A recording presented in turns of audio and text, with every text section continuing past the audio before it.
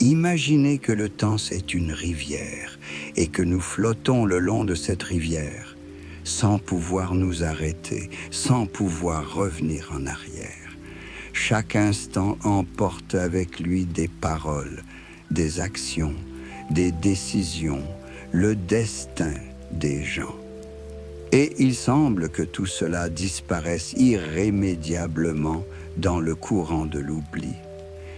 Mais il existe des lieux sur cette terre où le temps semble s'arrêter, où le passé ne se dissout pas dans le néant, mais est soigneusement préservé dans un silence particulier.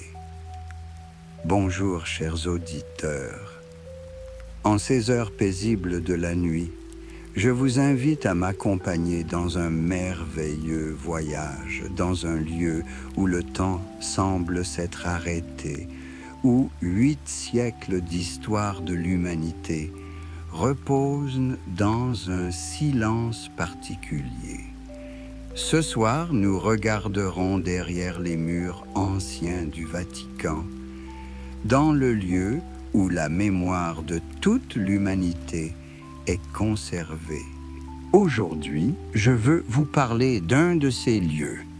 Un lieu qui renferme 800 ans d'histoire humaine ininterrompue. Un lieu où, dans la pénombre d'anciennes salles, reposent des millions de documents, témoins d'époques, de guerre et de paix, d'amour et de trahison, de grandes découvertes et d'erreurs tragiques. Nous parlerons des archives apostoliques du Vatican, ce que l'on appelait autrefois secret. Le mot secret. Que d'énigmes et de spéculations il suscite dans l'imagination humaine. Mais permettez-moi de dissiper tout de suite une illusion. Lorsque, dans les années 1112, le pape Paul Pie décida de rassembler tous les documents de l'Église catholique romaine en un seul endroit, il appela ce dépôt Secretum, ce qui en latin ne signifie pas secret, mais séparé, privé. Il ne s'agissait pas d'un entrepôt de secrets d'État, mais des archives personnelles du pontife, destinées à ses propres besoins et à ceux de ses amis. Imaginez une personne qui décide de rassembler toute la mémoire de sa famille en un seul endroit. Lettres des grands-pères et des arrière-grands-pères, actes de naissance et de décès, comptes rendus d'événements importants. Seulement cette famille s'étendait non pas sur plusieurs générations, mais sur des siècles, et concernait non pas une seule famille, mais le monde chrétien tout entier. Paul Pie a compris que les documents ne sont pas seulement du papier ancré, ils sont le temps figé, les voix de ceux qui ont vécu longtemps avant nous et dont les pensées, les aspirations, les craintes et les espoirs peuvent nous aider à nous comprendre nous-mêmes. Mais la sagesse de Paul Pie n'a pas seulement consisté à rassembler ces documents. Plus important encore, il a créé un système pour leur conservation. À une époque où des incendies détruisaient des bibliothèques entières, où les guerres réduisaient en cendres des manuscrits inestimables, où l'ignorance humaine envoyait les anciens penseurs au feu, la création d'archives centralisées était un acte d'une réelle perspicacité. Réfléchissez un instant. Que signifie conserver un document pendant 400 ans? Cela signifie le protéger du feu et de l'eau, de la moisissure et des vers, de la bêtise et de la malveillance humaine. Cela signifie créer une atmosphère particulière, un climat particulier, une attitude particulière, à l'égard du passé. Chaque document d'archive n'est pas seulement une source historique, c'est un fil conducteur entre les générations, un pont sur l'abîme du temps.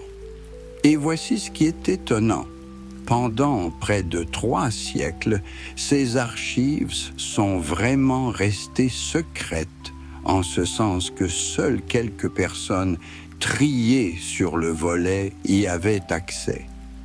Mais en 1881, un événement révolutionnaire s'est produit. Le pape Léon XIII décide d'ouvrir les archives aux chercheurs. Imaginez ce moment. Les portes fermées depuis des siècles s'ouvrent enfin aux chercheurs du monde entier. Pourquoi Léon XIII a-t-il pris cette mesure? Peut-être s'est-il rendu compte que la vérité ne craint pas la lumière. Peut-être s'est-il rendu compte qu'une église qui cache son histoire paraît plus faible qu'une église qui est prête à montrer au monde les preuves de son passé, avec toutes ces pages claires et sombres. Ou peut-être a-t-il simplement pensé que la connaissance est une bonne chose en soi et que l'humanité a droit à sa propre mémoire. Depuis lors, les archives du Vatican sont devenues bien plus qu'un simple dépôt de documents ecclésiastiques.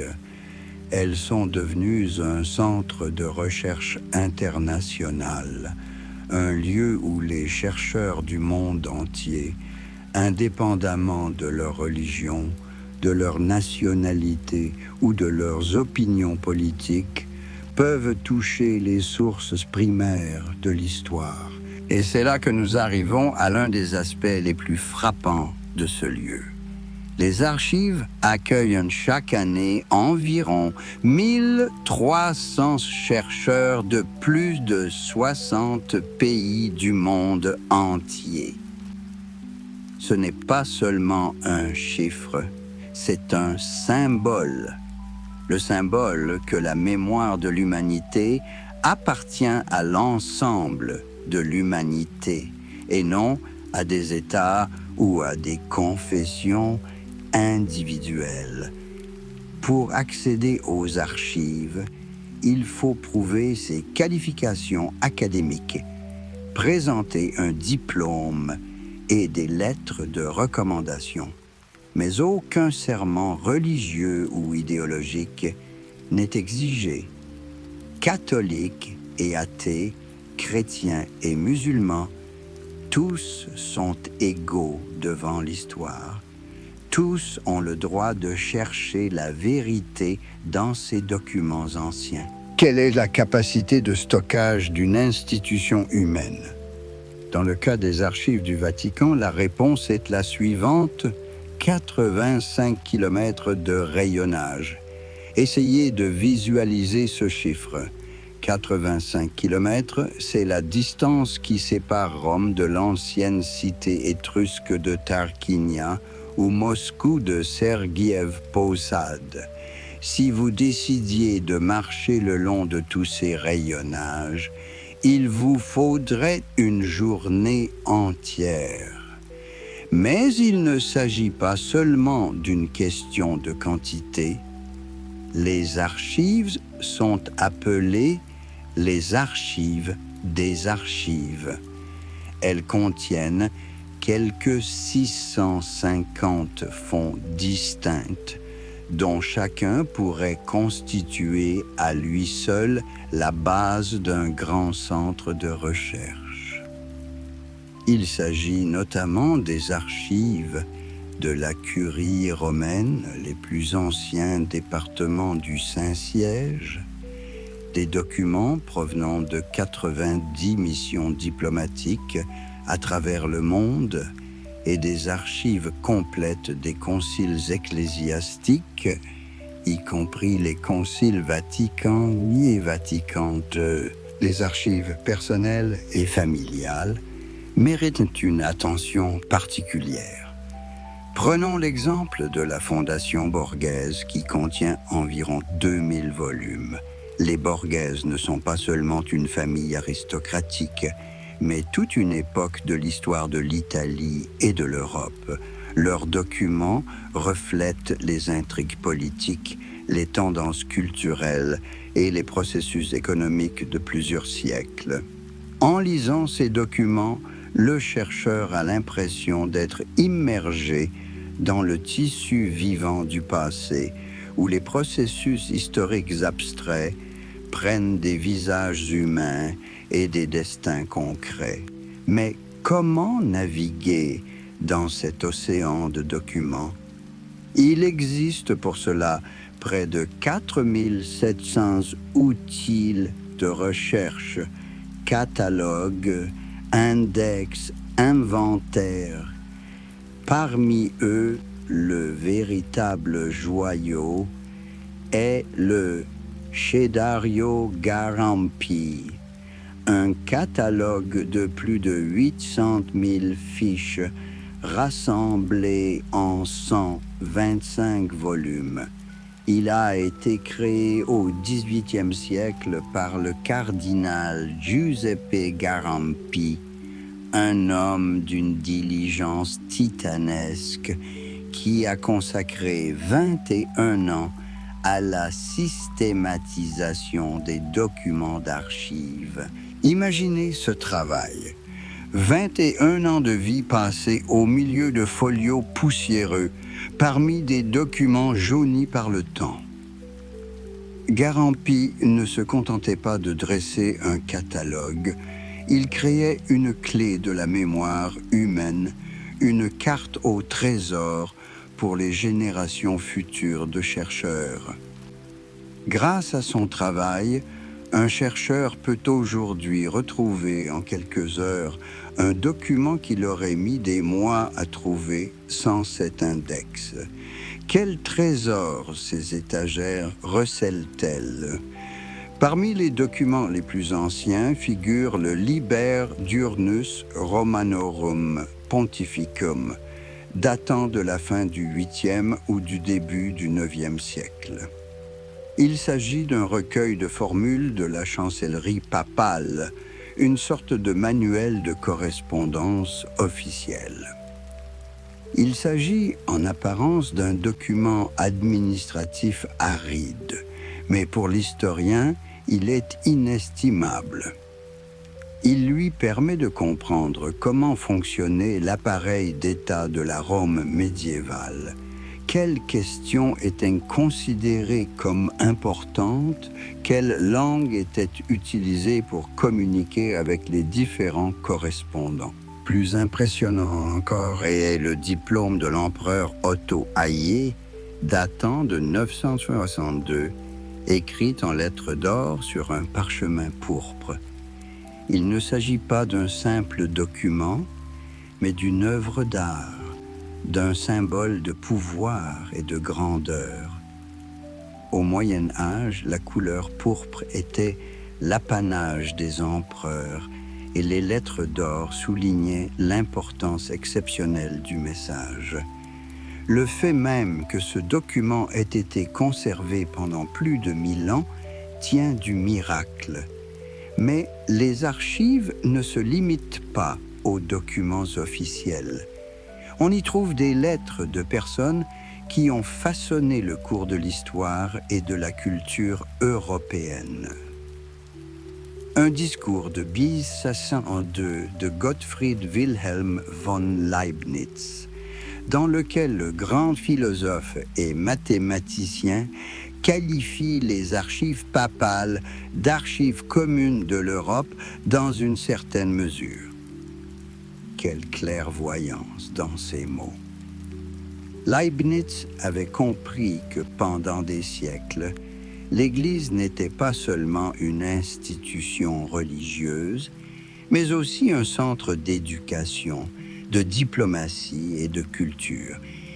Ces archives étaient en effet devenues un miroir de la civilisation européenne, ou encore la lettre de Voltaire au pape Benoît XIV en 1745, Ironie de l'histoire. Toutes les œuvres de Voltaire ont ensuite été incluses dans l'index des livres interdits, mais sa lettre a été soigneusement conservée dans les archives papales.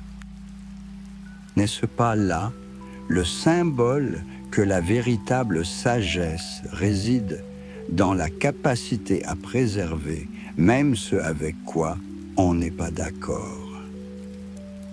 Les documents relatifs à la Russie occupent une place particulière dans les archives. C'est là que s'ouvre un panorama étonnant des relations entre la Russie et le Vatican qui s'étendent sur plusieurs siècles. Le message du pape Honorius Treur, datant de 1216-1227, et appelant à convertir les Russes à la foi catholique, est un document reflétant les idées médiévales sur l'unité religieuse comme base de la paix politique. La correspondance du pape Léon XIII avec le tsar Alexandre Treuil et le grand-duc Vladimir Alexandrovitch Romanov ouvre une page des relations diplomatiques du XIXe siècle, lorsque les deux grandes puissances cherchaient un terrain d'entente, malgré leurs différences religieuses. Une lettre du tsar Alexei Mikhailovitch au pape Clément X en 1662 sur le projet de la Ligue des souverains européens contre la Turquie montre comment une menace commune peut rapprocher même des adversaires idéologiques. Mais le document le plus frappant est sans doute l'adresse d'Ivan le Terrible à Grégoire XIII en 1580. Ivan le Terrible, ce souverain sombre et mystérieux, cherche à s'allier avec Rome contre des ennemis communs. Quelle pensée, quel calcul se cache derrière cette lettre? À quoi pensait le roi en dictant ces lignes?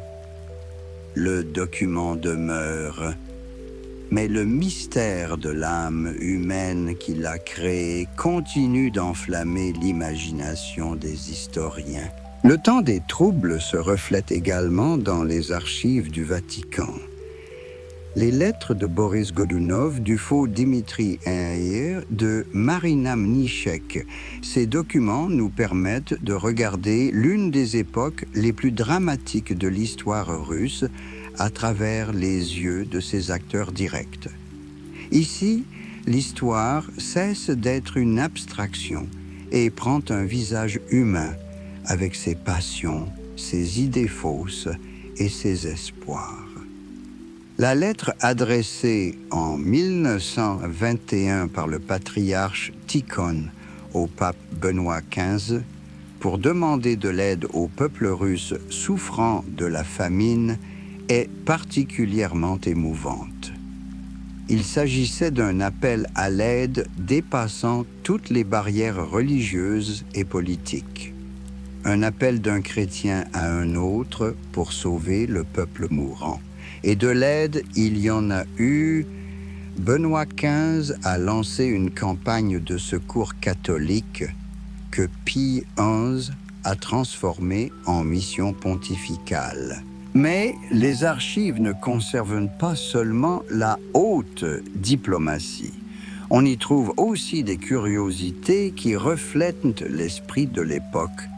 Par exemple, une note anonyme de 1903 concernant le désir de la poste soviétique d'émettre une série de 8 timbres anti-religieux. Cet événement a suscité un réel émoi au sein de la curie romaine et du monde diplomatique. Aujourd'hui, cela peut sembler une bagatelle, mais à l'époque, chaque geste symbolique était perçu comme une manifestation de grande politique. Les archives ont également été le témoin de l'un des événements les plus importants du XXe siècle, le Concile Vatican II.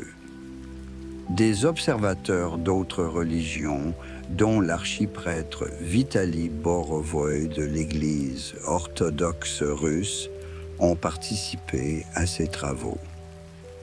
Ce fut une percée dans le dialogue interreligieux, une tentative de surmonter des siècles d'incompréhension et d'hostilité mutuelle. Il contient également les lettres de Michel Ange, témoignage de l'angoisse créatrice d'un génie, de ses réflexions sur l'art et la foi.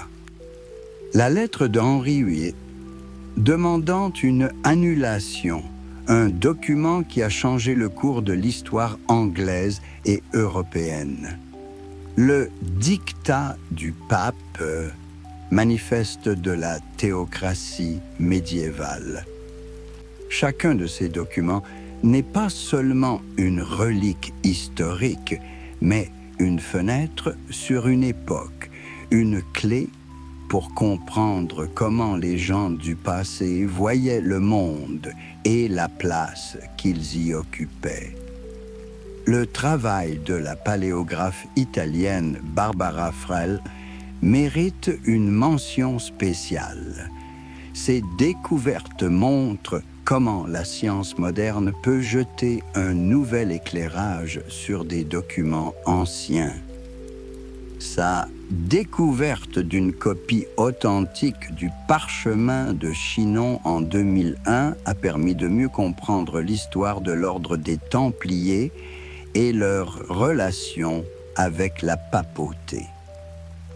Et ses recherches sur le suaire de Turin, dans lesquelles elle a affirmé avoir découvert des preuves de l'enterrement de Jésus de Nazareth, montrent comment les documents d'archives peuvent compléter et clarifier d'autres sources historiques.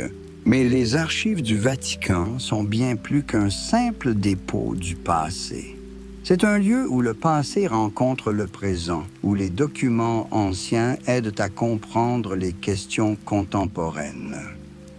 Cela a été particulièrement évident dans le débat sur le rôle du pape Pie XII dans la Seconde Guerre mondiale. Le 2 mars 2020 a été une date historique.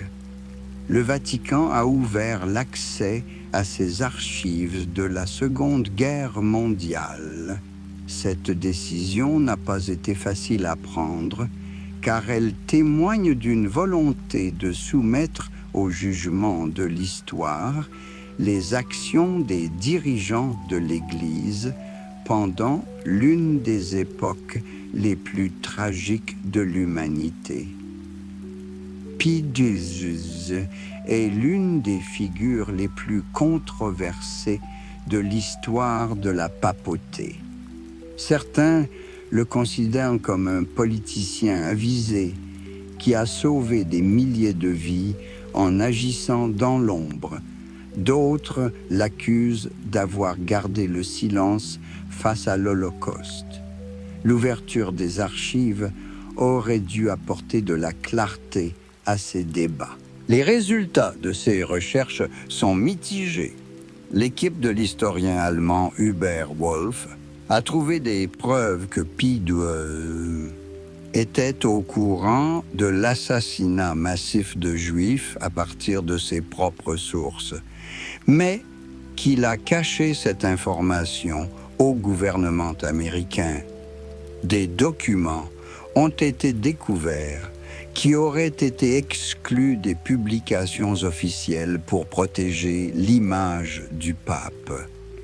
La note d'Angelo Della Acqua est particulièrement pénible car elle invite à ne pas croire les récits des Juifs qui exagèrent facilement et dont les orientaux ne sont pas vraiment des exemples d'honnêteté.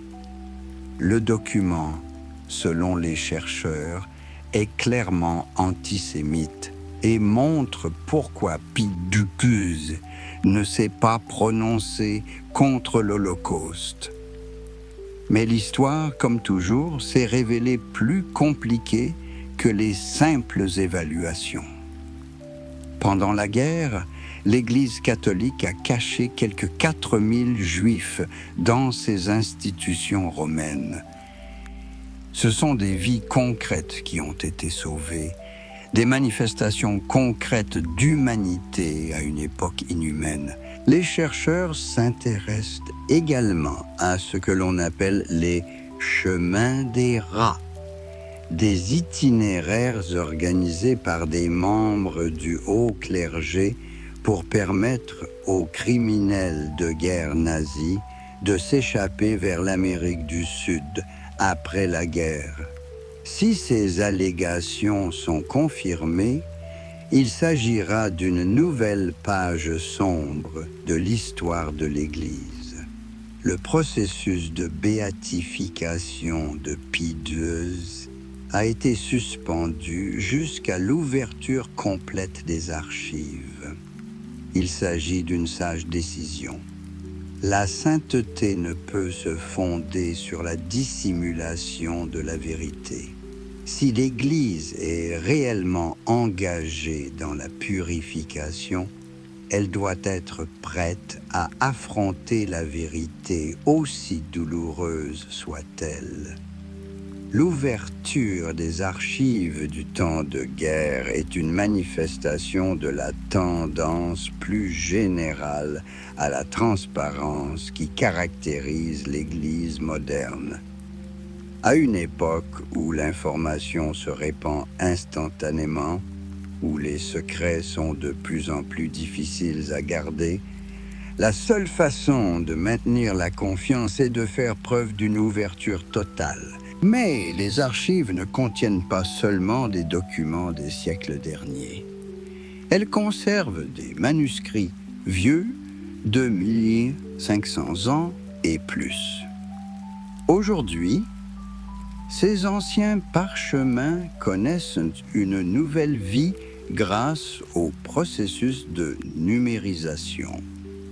Le projet de numérisation complète de la Bibliothèque apostolique du Vatican durera 9 ans et permettra de conserver quelques 40 millions de pages en copie numérique.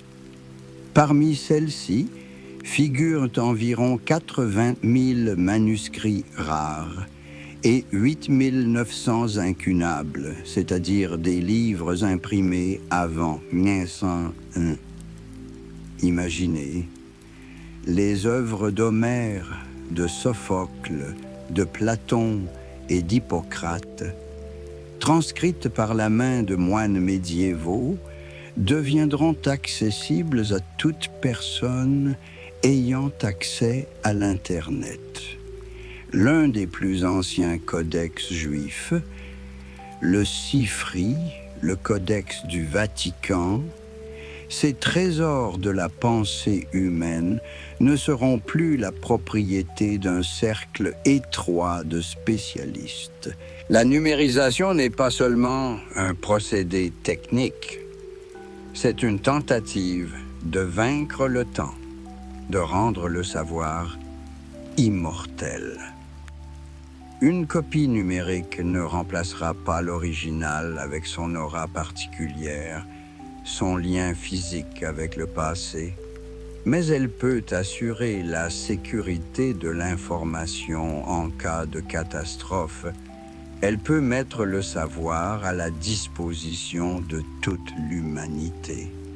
Nous vivons dans une ère d'abondance de l'information, où il se crée chaque jour plus de données que l'humanité n'en a produites dans toute son histoire. Mais la quantité ne se traduit pas automatiquement par la qualité. L'information n'est pas synonyme de connaissance. et la connaissance n'est pas synonyme de sagesse. Dans ce contexte, les archives du Vatican revêtent une importance particulière en tant que lieu où est conservée la sagesse humaine ancestrale. Bien entendu, les archives ne sont pas exemptes de mythes et de légendes. L'imagination humaine ne peut accepter l'idée que les cachots du Vatican ne contiennent que des documents. Elles peuplent ces salles d'artefacts fantastiques. Le chronoviseur, capable de montrer des événements du passé, la menorah du temple de Jérusalem, le Saint Graal, des preuves de contact avec des extraterrestres. Ces mythes sont compréhensibles. Ils reflètent le besoin humain d'émerveillement, de mystère, de ce qui transcende l'ordinaire. Mais le véritable miracle des archives du Vatican ne réside pas dans les artefacts mythiques, mais dans ce qui est réellement stocké ici. Les voies du passé, les preuves de l'expérience humaine, la chaîne ininterrompue de la mémoire qui nous relie à nos ancêtres. Chaque document d'archives est une tentative humaine de laisser une trace dans l'histoire, de transmettre quelque chose d'important aux générations futures. Une lettre d'un roi ou d'un simple moine, une note diplomatique ou un journal personnel sont autant de manifestations d'une même aspiration. Le désir d'être compris, le désir que la vie ait un sens, que les souffrances et les joies ne disparaissent pas sans laisser de traces. Il existe des théories selon lesquelles toute l'histoire des débuts du christianisme est une fiction, que le Vatican cache la véritable histoire de l'Église. Ces théories reflètent une méfiance à l'égard des versions officielles de l'histoire, un désir de trouver la vérité cachée derrière la façade des contes officiels. Mais elles reflètent également une mauvaise compréhension du fonctionnement de la science historique. L'histoire n'est pas un ensemble de vérités définitives, mais un processus de réinterprétation constante du passé à la lumière de nouvelles données. Chaque génération d'historiens voit le passé sous son propre angle, pose ses propres questions et lui trouve de nouvelles significations. L'ouverture des archives du Vatican aux chercheurs est une contribution à ce processus, une opportunité pour la communauté scientifique de vérifier, clarifier et réviser les idées établies. Au XVIe siècle, pendant la Réforme, alors que les prêtres réformés brûlaient massivement les écritures catholiques et les archives des églises, le Vatican a décidé de sauver les archives et les livres des églises de la destruction totale. C'était une sage décision. Préserver les documents non seulement de ses partisans, mais aussi de ses opposants, non seulement ceux qui confirment la position officielle, mais aussi ceux qui la contestent. Les allégations selon lesquelles, depuis le XVIIe siècle, le Vatican a mis en place des groupes secrets pour saisir et cacher tous les documents compromettant le dogme de l'Église reflètent l'idée que la vérité peut être monopolisée par une seule organisation. Mais la vérité n'a pas peur de la lumière. Elle peut être déformée, elle peut être réduite au silence, mais elle finit par trouver un moyen de percer.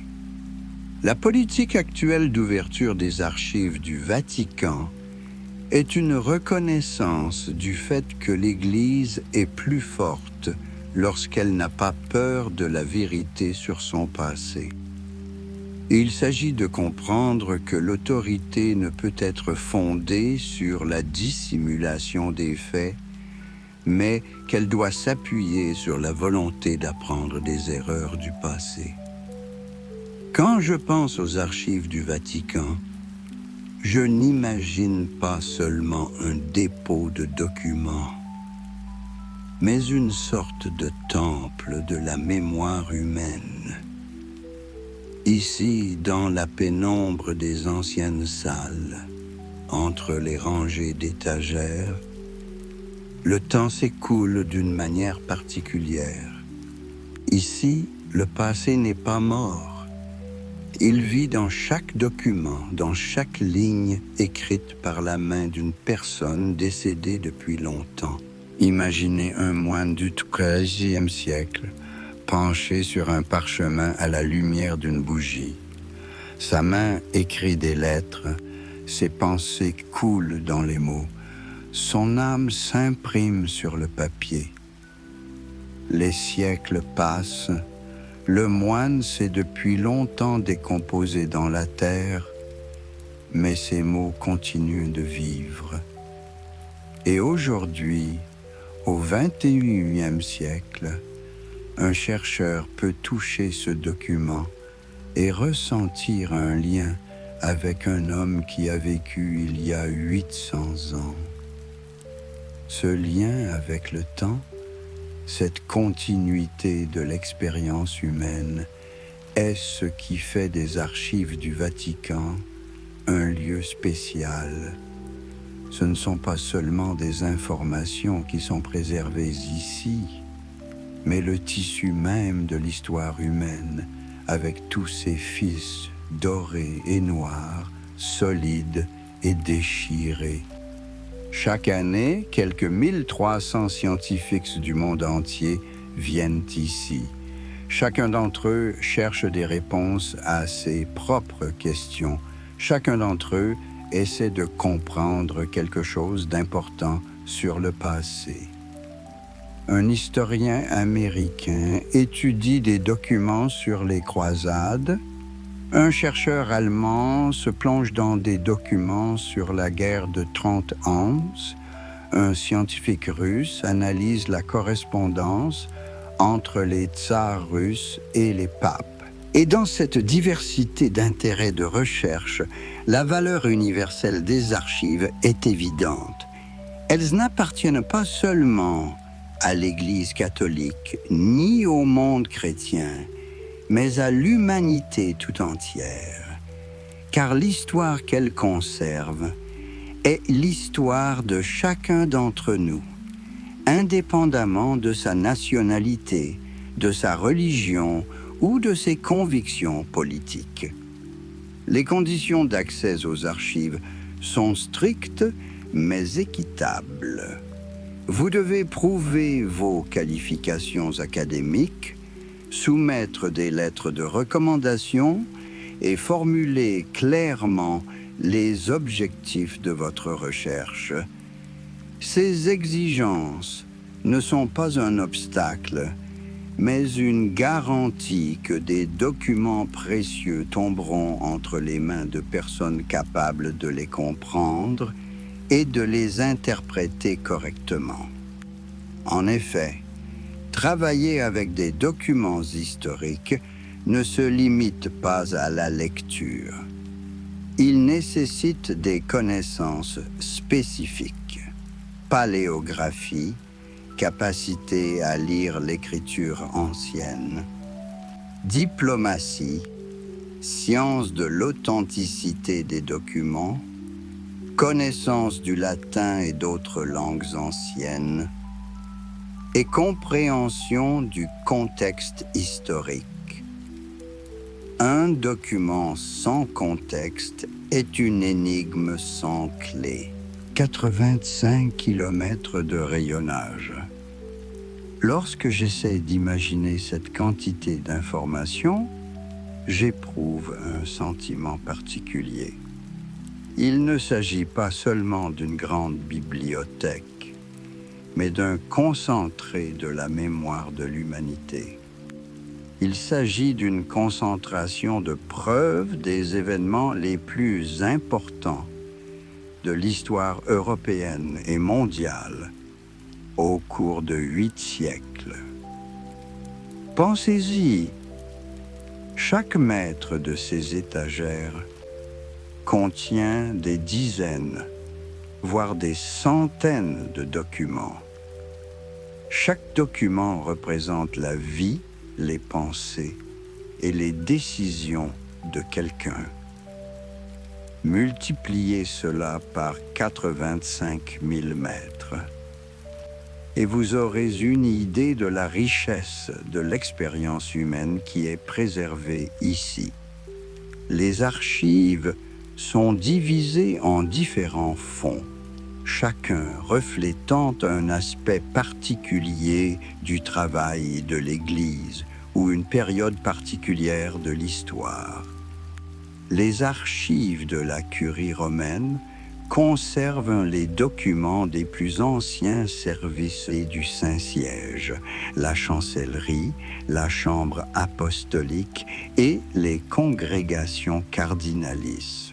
Il s'agit d'une machine administrative qui, pendant des siècles, a géré non seulement les affaires ecclésiastiques, mais a également participé aux principales politiques européennes. Les archives des missions du pontife dans le monde sont un témoignage de l'activité diplomatique du Vatican. Plus de 90 missions diplomatiques dans le monde, et chacune a sa propre correspondance, ses propres négociations, son propre travail de défense des intérêts de l'Église catholique. Ces documents sont constamment enrichis, l'histoire se poursuit et les archives continuent de s'enrichir. Les archives des conciles et des synodes sont particulièrement intéressantes. Les conciles Vatican II et la plupart des documents du Concile tridentin sont des documents qui montrent comment la doctrine de l'Église s'est formée et comment ont été prises les décisions qui ont déterminé le développement du christianisme pour les siècles à venir. Les archives des ordres religieux ouvrent une autre page d'histoire. Les jésuites, les dominicains, l'ordre de la pénitence, chacun d'entre eux avait sa propre spécificité, sa propre histoire, sa propre contribution au développement de l'Église et de la société. L'étude de leurs documents permet de comprendre comment l'Église s'est adaptée aux conditions changeantes, comment elle a répondu aux défis de l'époque. Les archives personnelles et familiales ajoutent une dimension humaine à ce grand panorama historique. La Fondation Borghese, avec ses 2000 volumes, ne représente pas seulement les archives d'une famille, mais un échantillon de la culture aristocratique de plusieurs époques. On y trouve des documents sur le mécénat artistique, les intrigues politiques et la vie quotidienne de la haute société. Les fonds mixtes contiennent des collections de documents d'origines diverses, regroupés par thème. Ces collections se révèlent souvent de véritables trésors pour les chercheurs, car elles permettent d'établir des liens entre des événements et des personnes qui, à première vue, n'ont rien à voir les uns avec les autres. La conservation d'un nombre aussi important de documents nécessite des conditions particulières. Les archives sont réparties dans 6 salles différentes, chacune ayant sa propre spécificité. Il piano nobile, le salle Chigian, glis cafali in ferro, I soffitoni, I depositi sotterranei ou bunker, le salle climatizzate. Chaque nom parle de lui-même. L'étage noble, les chambres de la famille Shiji, les rayonnages en fer, les pièces à haut plafond, les voûtes souterraines, les pièces climatisées. Le maintien de conditions de stockage optimales est une préoccupation constante pour les archivistes. Température, humidité, éclairage, tout doit être sous contrôle. En effet, des documents qui ont traversé des siècles peuvent être détruits en quelques jours de mauvaises manipulations. 4700 outils de recherche sont une autre manifestation du sérieux avec lequel le Vatican prend en charge la systématisation de ses richesses. Le Cedario Garampi n'est qu'un de ces outils. Mais le plus impressionnant, 801 000 fiches, 21 ans de travail du cardinal Garampi, c'est un exploit comparable à la création d'une grande œuvre d'art. Mais Garampi n'est pas le seul à avoir consacré sa vie à la systématisation des documents d'archives. Des générations d'archivistes, de bibliothécaires et de chercheurs ont travaillé pour rendre ces trésors accessibles. Leurs noms sont peu connus du grand public, mais leur travail est inestimable pour tous ceux qui s'intéressent à l'histoire. Parmi les documents des archives, certains peuvent être qualifiés d'icônes de l'histoire. Le Liber Diurnus Romanorum Pontificum n'est pas seulement un recueil administratif, mais un témoignage de la manière dont l'Église médiévale concevait son rôle dans le monde. Le diplôme de l'empereur Otto I est un document qui témoigne d'une époque où l'autorité séculière et l'autorité spirituelle étaient étroitement liées. Les lettres de Leibniz et de Voltaire montrent comment l'élite intellectuelle européenne considérait la papauté à différentes époques. Leibniz voyait le Vatican comme le centre de la culture européenne, Voltaire comme un bastion de l'obscurantisme. Mais tous deux considèrent qu'il est nécessaire d'engager un dialogue avec Rome, ce qui est significatif en soi. Les documents relatifs à la Russie méritent une attention particulière. Ils montrent comment se sont développées les relations entre les deux centres chrétiens de Rome et de Moscou. Ces relations n'ont jamais été simples. Les différences religieuses, les intérêts politiques et les différences culturelles ont créé un tableau d'interaction complexe. Le message du pape Honorius III appelant à la conversion des Russes à la foi catholique reflète les notions médiévales d'unité religieuse comme base de l'ordre politique. À cette époque, les différences entre l'orthodoxie et le catholicisme n'étaient pas perçues comme des traditions différentes au sein du christianisme, mais comme un obstacle à une véritable unité. La correspondance du Xe siècle entre les papes et les empereurs russes témoigne des efforts déployés pour trouver un langage commun dans un monde en mutation. Les différences religieuses subsistaient, mais on comprenait la nécessité de coopérer pour résoudre les problèmes communs.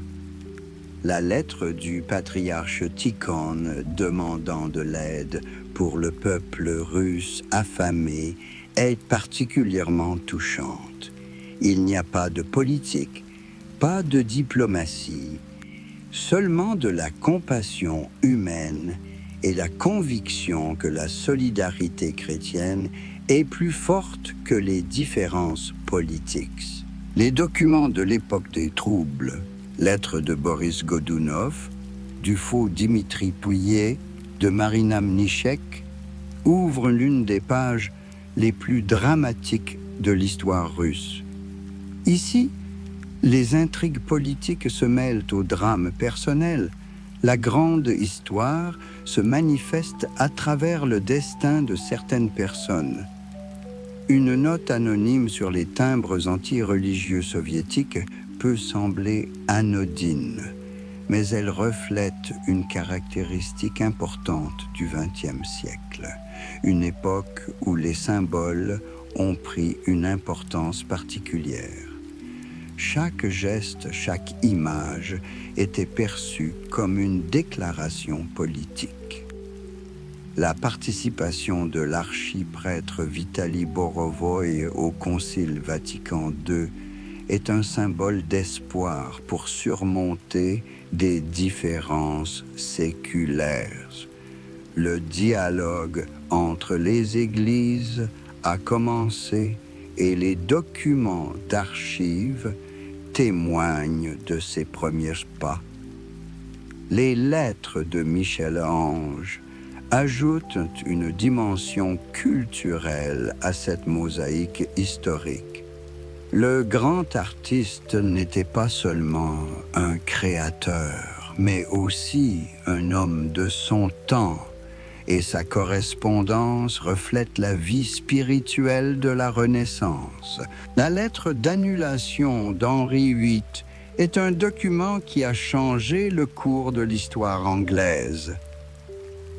Le refus du pape d'accéder à cette demande a conduit à la rupture de l'Angleterre avec Rome, à la création de l'Église anglicane et aux guerres de religion qui ont affligé l'Europe pendant des siècles.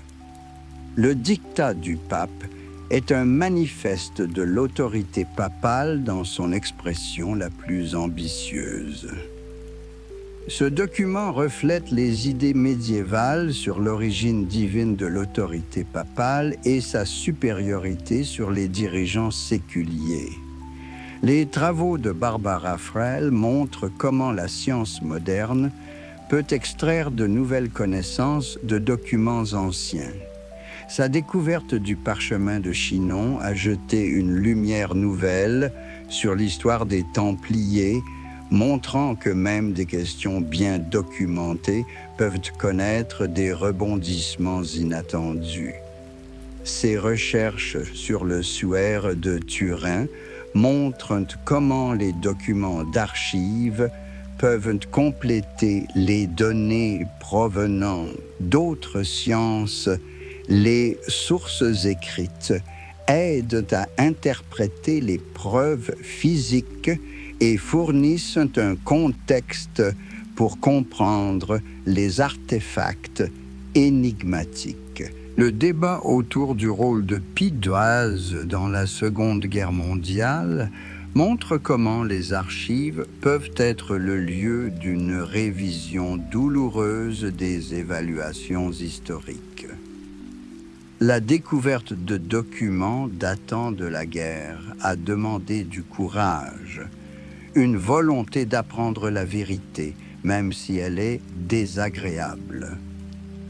Les recherches d'Hubert Wolff et de son équipe ont mis au jour des documents qui remettent en question les hypothèses traditionnelles sur le rôle de Pi. La note d'Angelo Della Acqua, avec ses remarques antisémites, montre que même dans les plus hautes sphères du pouvoir ecclésiastique, il existait des préjugés susceptibles d'influencer la prise de décision. Mais l'histoire, comme toujours, se révèle plus compliquée que les simples évaluations. 4000 Juifs sauvés, ce sont des vies concrètes, des expressions concrètes de l'humanité. Pie XII aurait peut-être pu faire plus, mais ce qu'il a fait compte aussi. La question des rat trails reste ouverte. Si elles existaient, ce serait une indication supplémentaire de la difficulté de naviguer moralement dans le chaos de la guerre, de la difficulté de distinguer la miséricorde de la complicité avec le mal. La suspension de la béatification de Pie XII jusqu'à l'examen complet des archives est une sage décision. La sainteté ne peut être fondée sur la dissimulation de la vérité. Si l'Église est réellement engagée dans la purification morale, elle doit être prête à regarder honnêtement son passé. Le projet de numérisation de la Bibliothèque du Vatican vise à mettre les trésors de la culture humaine à la disposition du monde entier. 40 millions de pages, 9 ans de travail. L'ampleur du projet est impressionnante. Mais ce qui est encore plus impressionnant, c'est son importance pour l'avenir de l'humanité. Imaginez les œuvres d'Homère, transcrites dans des scriptoria médiévaux, seront accessibles à un écolier d'un village africain isolé. Les manuscrits de Platon seront accessibles aux étudiants d'Asie et d'Amérique. Les anciens traités médicaux d'Hippocrate seront à la disposition des médecins modernes. La numérisation n'est pas seulement un procédé technique, c'est la démocratisation du savoir. L'élimination des barrières entre l'élite et les masses, entre les pays développés et les pays en développement, entre le présent et le passé. Bien sûr, une copie numérique ne peut pas remplacer complètement l'original. Les sensations tactiles que procure le contact avec un parchemin ancien, l'odeur des vieux livres, l'aura particulière d'un lieu, tout cela est perdu dans la numérisation. Mais en contrepartie, nous avons la possibilité de préserver l'information pour toujours et de la mettre à la disposition de millions de personnes. 80 000 manuscrits rares, 8 900 incunables. Chacun de ces documents est unique, chacun raconte sa propre histoire. Les incunables, livres imprimés avant 1501, sont les témoins d'une révolution qui a changé le monde. L'invention de l'imprimerie par Gutenberg a généralisé le savoir, accéléré la diffusion des idées et ouvert la voie à la réforme, à la Renaissance et à la révolution scientifique. L'un des plus anciens codex juifs conservés, le Sifri, est un pont entre les mondes, entre les traditions juives et chrétiennes. Le Codex du Vatican, l'un des plus anciens manuscrits de la Bible permet de retracer la formation du canon des livres sacrés. Les manuscrits grecs contenant les œuvres des auteurs classiques montrent comment l'Église chrétienne a préservé l'héritage de l'Antiquité.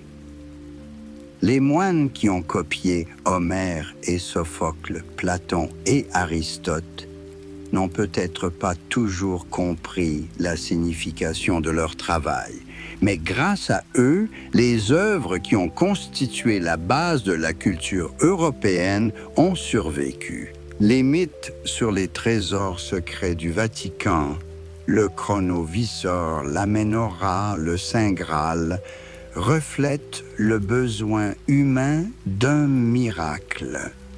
Mais le véritable miracle des archives ne réside pas dans les artefacts mythiques, mais dans ce qui est réellement stocké ici.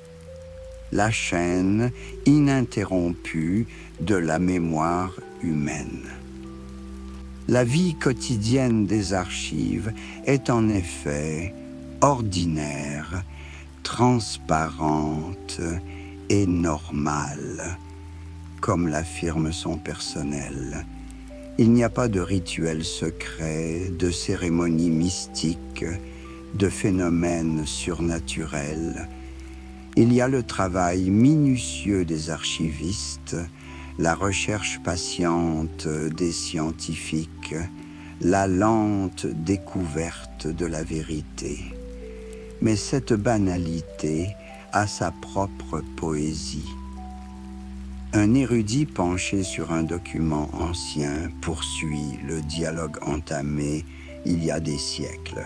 Un archiviste qui tourne avec soin des pages délabrées poursuit le travail de ceux qui ont créé ces documents.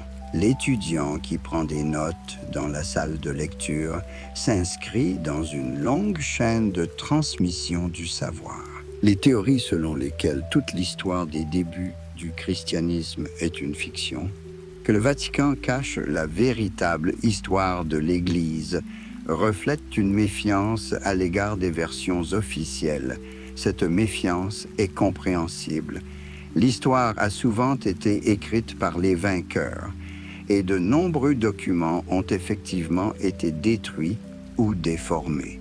Mais l'ouverture des archives vaticanes modernes est une réponse à ces doutes. Invitation faite aux chercheurs de tous les pays et de toutes les confessions d'étudier les documents, la publication des résultats des recherches, la volonté de réviser les évaluations établies. Tout cela montre que la vérité est plus importante que la propagande. Bien sûr, l'ouverture totale n'est pas encore en place. Les documents des pontificats des 6 derniers papes restent inaccessibles. Mais cette limitation est compréhensible. De nombreuses personnes mentionnées dans ces documents sont encore en vie. De nombreux processus n'ont pas encore été menés à bien. Le temps est le meilleur censeur. Il nous permet de séparer l'important du secondaire, l'essentiel de l'accidentel. Au XVIe siècle, alors que les réformateurs brûlaient les archives catholiques, le Vatican a décidé de préserver les documents. Il s'agissait d'une décision sage fondée sur la compréhension de la valeur de la mémoire historique. Aujourd'hui, l'Église récolte les fruits de cette prévoyance.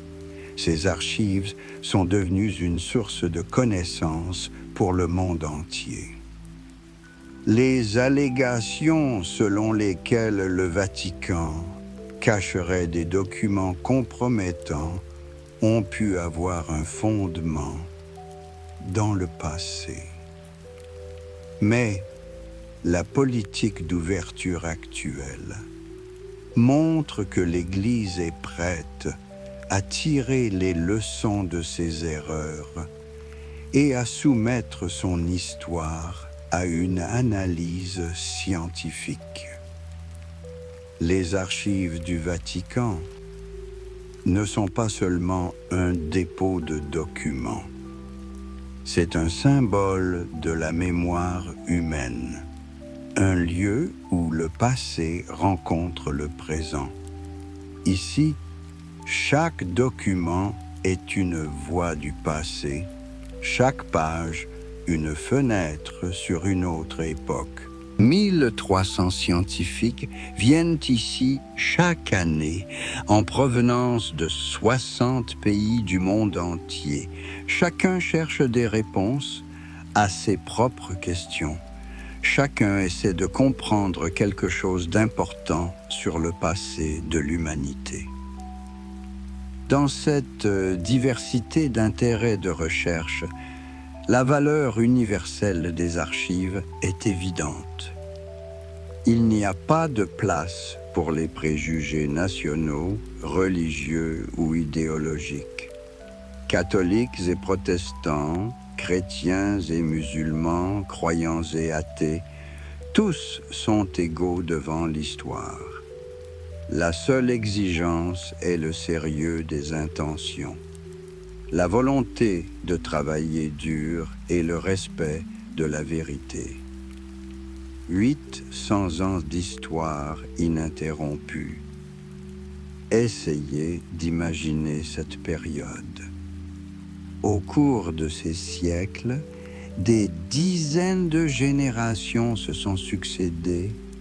Des États sont apparus et ont disparu, des révolutions et des guerres ont eu lieu. L'humanité a voyagé du Moyen Âge à nos jours. Et pendant tout ce temps, les archives se sont développées, accumulant les documents, préservant la mémoire. Chaque génération a ajouté ses propres documents, ses propres témoignages, ses propres questions à l'histoire. Et chaque génération de chercheurs a trouvé dans les archives des réponses aux questions de son temps. L'histoire n'est pas morte, elle vit et évolue avec nous. Le secret des archives du Vatican n'est pas ce qu'elles cachent, mais ce qu'elles révèlent. Non pas dans les secrets qu'elles gardent, mais dans les vérités qu'elles aident à trouver.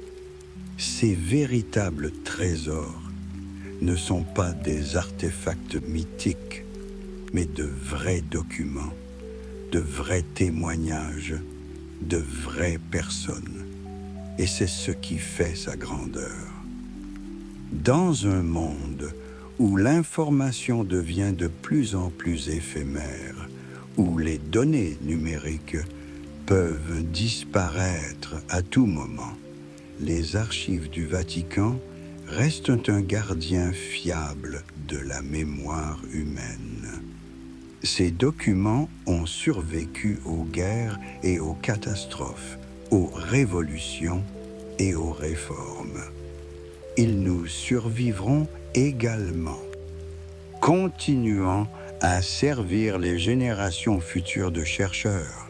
Quand je pense aux archives du Vatican, j'imagine une vaste bibliothèque de l'âme humaine. Il ne s'agit pas seulement de documents, mais des empreintes de vies humaines, des traces de pensées et de sentiments humains. Chaque page contient un morceau du destin de quelqu'un. Chaque document est un pont entre le passé et l'avenir. En ce sens, les archives du Vatican n'appartiennent pas seulement à l'Église, ni à Rome, ni à l'Italie. Elles appartiennent à l'humanité tout entière, car elles renferment la mémoire de toute l'humanité. C'est notre patrimoine commun, notre responsabilité commune. C'est peut-être la raison pour laquelle l'ouverture des archives, leur accessibilité aux chercheurs du monde entier est si importante. La mémoire ne peut être le monopole d'une organisation, d'un pays, d'une culture. Elle doit appartenir à tous ceux qui sont prêts à l'étudier, à la comprendre et à la préserver. Dans notre monde en pleine mutation, où l'ancien s'est vite oublié au profit du nouveau, où la tradition est détruite au nom du progrès, les archives du Vatican nous rappellent la valeur de la mémoire historique. Elles montrent que le passé n'est pas mort, qu'il peut nous aider à comprendre le présent et à préparer l'avenir.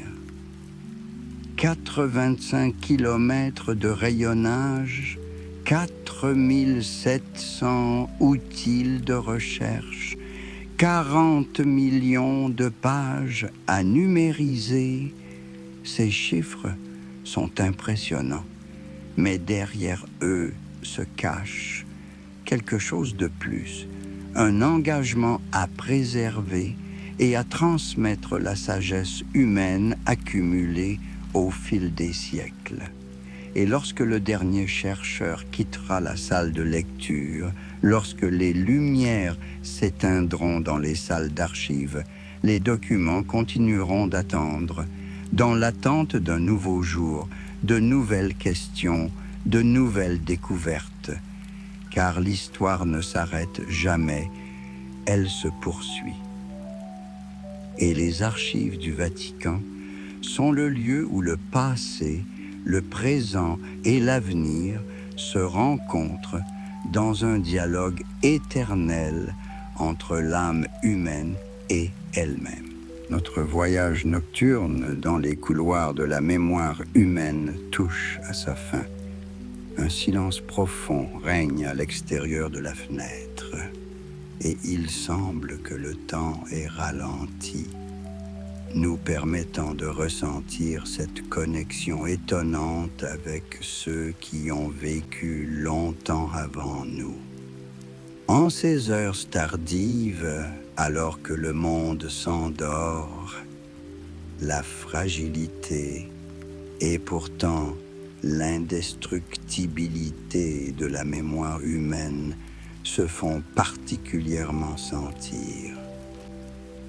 Lorsque nous fermons les yeux, nous emportons avec nous des images de manuscrits anciens, de scriptoria éclairés à la bougie, de voix de diplomates longtemps silencieux, de chuchotements de moines sur des rouleaux de parchemin. Toutes ces vies, tous ces destins vivent dans les documents des archives du Vatican, et aujourd'hui nous avons touché ce grand mystère de l'immortalité humaine.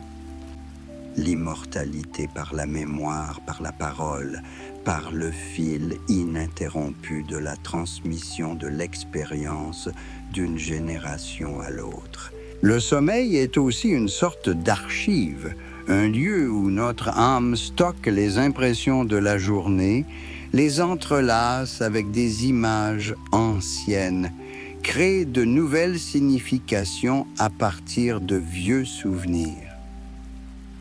Et que cette nuit vos rêves deviennent une continuation de notre voyage à travers les couloirs du temps. Et puissiez-vous rêver d'une salle silencieuse aux voûtes élevées, où le temps s'écoule lentement et solennellement. Rêver de manuscrits anciens qui ouvrent eux-mêmes leurs pages et chuchotent des histoires oubliées. Puissiez-vous rêver que vous rencontriez un moine du XIIIe siècle, penché sur un parchemin à la lueur d'une bougie, et qu'il vous souriait à travers l'abîme des siècles, reconnaissant en vous une âme sœur, la même soif de connaissance et de compréhension. Et puissiez-vous, en vous levant le matin, Gardez dans votre cœur ce sentiment que la mémoire humaine est immortelle, que chacun d'entre nous est le gardien de la grande bibliothèque de l'humanité, et que nos pensées, nos paroles, nos actions deviendront aussi un jour de l'histoire pour ceux qui viendront après nous. Bonne nuit.